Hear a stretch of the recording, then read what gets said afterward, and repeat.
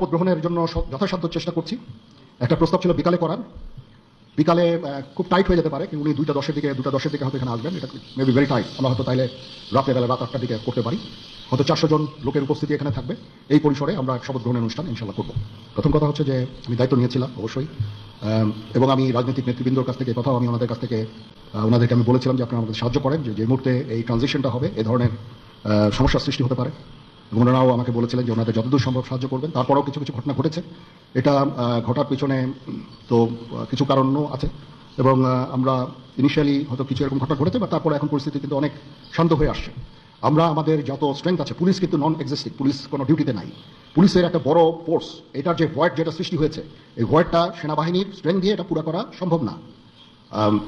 আর তারপরে আমরা যথাসাধ্য চেষ্টা করে যাচ্ছি, এবং হাজার হাজার লোককে আমরা কিন্তু এই সমস্ত সমস্যা থেকে আমরা উদ্ধার করেছি। বহু পুলিশ আমার জানা মতে